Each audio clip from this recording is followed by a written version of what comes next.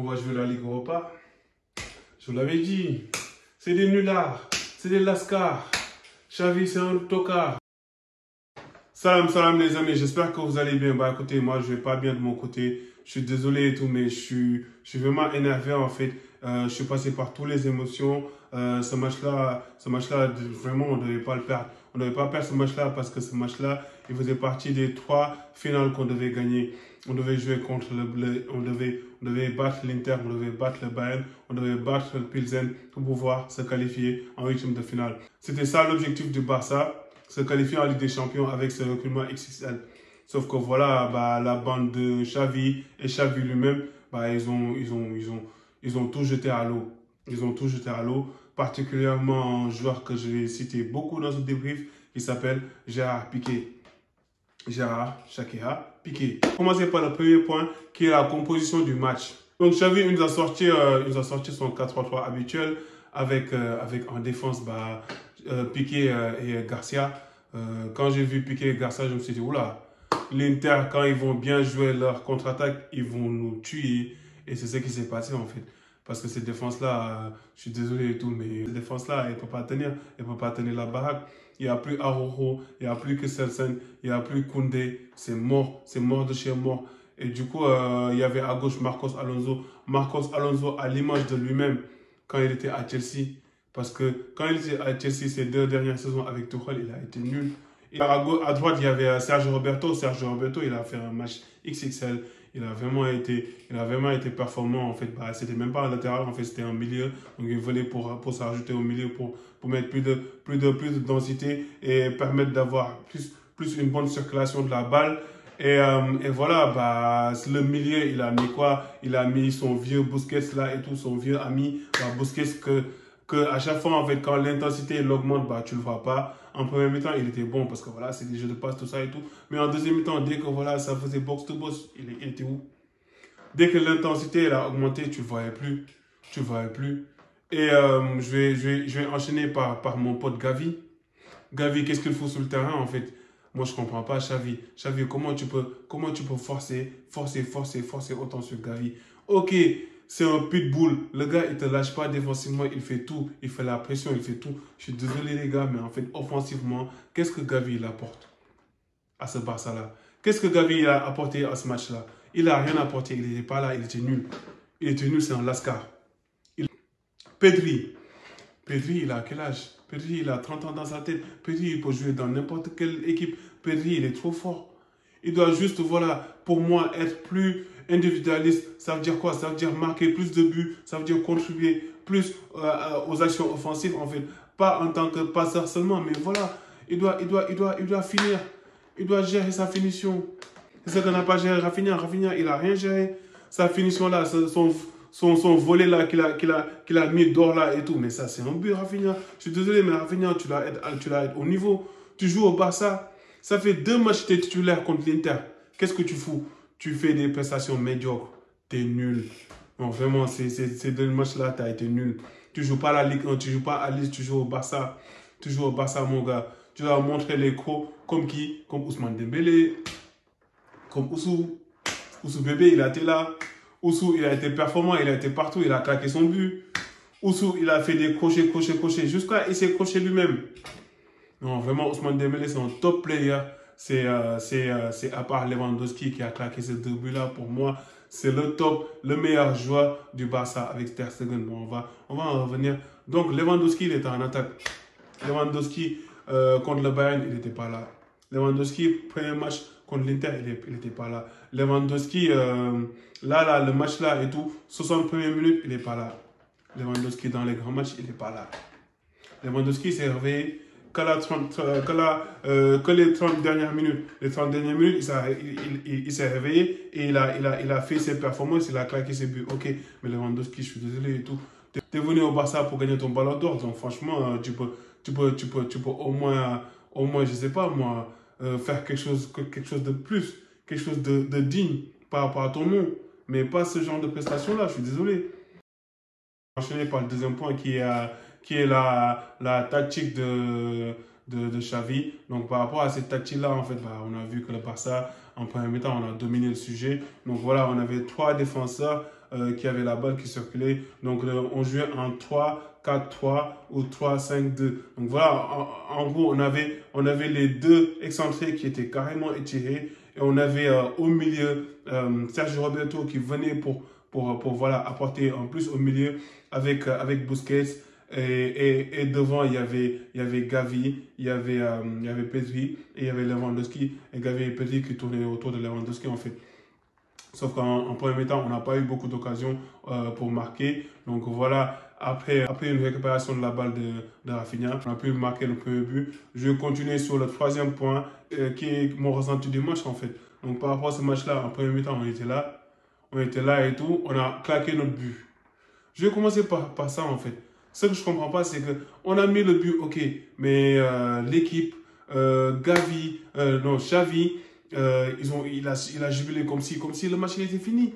Comme si les gars, ils ont jubilé comme si le match était fini en fait. Même Xavi, il n'a pas géré ses émotions. Alors que là, actuellement, en fait, tu es un coach. Tu n'es pas un joueur. Tu n'es plus un joueur en fait. Tu es un coach. Tu dois gérer tes émotions et tu dois gérer ton équipe. Tu dois leur dire, là, c'est là, les gars, c'est là, c'est le mental. Le match, il n'est pas fini. Le match, il n'est pas encore fini. Sauf que Xavi, il n'a pas fait ça. En deuxième mi-temps, qu'est-ce qu'on a fait?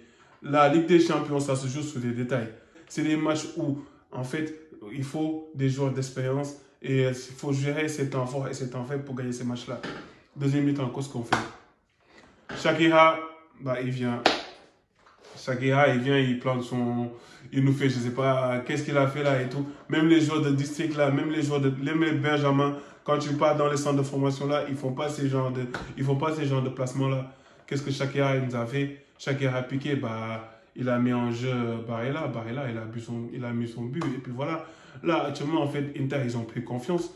Ils ont cassé ce qu'ils devaient casser. Ils ont cassé le rythme, ils ont cassé notre morale, ils ont cassé notre concentration, ils ont cassé notre énergie positive. Et donc voilà, là actuellement ça s'est transformé en quoi? Et Garcia, il a été condamné. Lui aussi, il a fait sa boulette. Parce que le deuxième but, après une perte de balle de Busquets, qu'est-ce qu'on a? On a un duel entre Eric Garcia et Lautaro Martinez. Et Garcia, tu vois la balle, tu es un défenseur, tu sais que le gars là, quand il va faire le contrôle, ça va être difficile pour toi. Pourquoi tu sautes pas et tu mets ta tête? Pourquoi tu interviens pas en fait? Pourquoi tu fais pas ça? Tu laisses le gars faire son contrôle. Et puis voilà, le gars, tu sais que Lautaro Martinez, c'est un gars qui est hyper puissant, c'est un gars qui protège bien la balle et il te marque le deuxième but. Ter Stegen, je suis désolé, mais il ne peut rien faire. Ter Stegen, il fait partie des top players du Barça de ce match-là, mais il ne peut pas tout sortir. Je suis désolé. Donc là, actuellement, en fait, Lewandowski s'est réveillé. Il s'est réveillé, voilà, il a marqué son but 2-2. Donc moi, je pensais qu'on allait marquer 3-2 et que là, on allait se qualifier et que j'allais faire un super débrief. Sauf que là, bah, je ne vous cache pas et tout. J'ai vraiment géré mes émotions pour pouvoir venir vous parler. Après, bah, là, actuellement, en fait, c'est 3-2 sur une erreur de concentration encore de Piqué. Parce que lui, il a pensé qu'Onana, il ne peut pas faire ce dégagement. Et puis voilà, bah, je ne vais même pas parler de placement parce qu'il n'y a même pas d'hors-jeu. Donc le gars, bah, qu'est-ce qu'il fait? Et Garcia, qu'est-ce qu'il fait? Parce qu'en fait, l'Inter, il joue en 3-5-2. Donc l'Inter, les latéraux, Gossen, il vient juste de rentrer. Qu'est-ce qu'il a fait? En fait, il a fait un course de malade. Et Garcia, qu'est-ce qu'il faisait? Il était là-bas pourtant. Hein. Il était là-bas pourtant. Il pouvait anticiper. Il pouvait aller. Il pouvait courir rapidement et anticiper en fait cette zone-là comme ça. Lautaro Martinez, il n'avait pas fait la passe. 3-2, c'est mort, c'est mort. Bah, là, actuellement, il n'y a plus d'espoir et tout. Donc, à 5 minutes de la fin, il y a Lewandowski qui fait ce magnifique but avec un centre de Eric Garcia. Et Garcia, si je peux le noter, on va dire qu'il va avoir peut-être 6. Parce que voilà, il a été bon quelque temps et tout, mais bon, voilà. Après, bah, le match il est fini les gars. Là actuellement, qu'est-ce qu'on peut faire? Là, tout ce qu'on devait faire avant, bah, on ne peut plus le faire là maintenant parce que voilà, l'Inter, ils ont blindé, ils ont bien joué. Franchement, ils ont joué comme des Interistes. Ils ont bien appliqué leur plan. Ils étaient là physiquement, ils ne lâchaient pas Lewandowski. Donc voilà, ce match-là, on l'a perdu, on va jouer en Ligue Europa, ça fait mal, mais bon voilà, supporter du Barça, bah, jeudi soir, hein, jeudi soir. Désolé les gars. Juste avant de parler des tops et des flops, je vais parler un peu du coaching de Xavi. Je comprends pas pourquoi en fait, pourquoi Frenkie de Jong il n'a pas débuté ou bien il a pas fait rentrer tôt sur ce match-là. Et même Kessié, parce que Frenkie de Jong, c'est lui qu'on a besoin dans ce genre de match-là. Vous avez vu en fait quand il est rentré, il a commencé à percer les lignes et tout, tu vois. Il a apporté beaucoup de choses. Et moi, en fait, c'est un joueur qui est sous-côté côté Barça. Moi, je ne comprends pas parce que Frenkie de Jong, c'est vraiment un excellent joueur. Il était top à l'Ajax. Et Franck Kessié aussi, bah, il était top au Milan. Mais sauf que les gars, ils viennent au Barça et tout, ils sont minimisés. Ils sont minimisés par les Espagnols. Je suis désolé. Je suis désolé si on continue comme ça. Ils ont qu'à prendre tous les Espagnols et tout et ils sortent les autres. Parce que Xavi, je suis désolé et tout, mais c'est ce que tu fais là actuellement.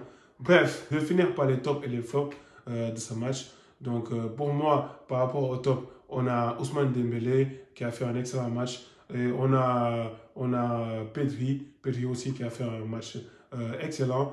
En troisième lieu, on a Ter Stegen qui a vraiment fait un match XXL. Et après, on a Lewandowski, il a claqué son doublé. Donc, on peut pas le mettre dans les flops. Il est parmi les tops. Par rapport au flop, vous savez très bien que c'est Shakira de je sais pas quoi là et tout. Frère, toi tu joues contre nous en fait. On dirait que tu joues contre nous parce qu'il y a des occasions où tu allais mettre le corner dans nos camps. Bref, Piqué il est plus là. Ça se voit que là actuellement il en a rien à foutre du foot et tout, tu vois. Il y a Eric Garcia en deuxième lieu, Busquets en troisième lieu et Gavi. Et Gavi en quatrième lieu. Mais je vais rajouter un autre joueur qui s'appelle Ansu Fati, même si ça me fait mal. Mais Ansu Fati il ne s'est pas géré. Quand il est rentré, qu'est-ce qu'il nous a fait? Il nous a fait une prestation de Lascar, il nous a fait une prestation de nulard, parce que Ansu Fati, on dirait qu'il a perdu son plus là en fait. Il a perdu le fait que voilà, c'était vraiment un joueur qui avait quelque chose de plus, tu vois. À chaque fois quand il rentrait dans les matchs et tout, il faisait quelque chose et tout. Mais sauf que là, actuellement, il a surjoué pour moi. Il a fait son crochet là, il voulait faire du crochet sur Dembélé.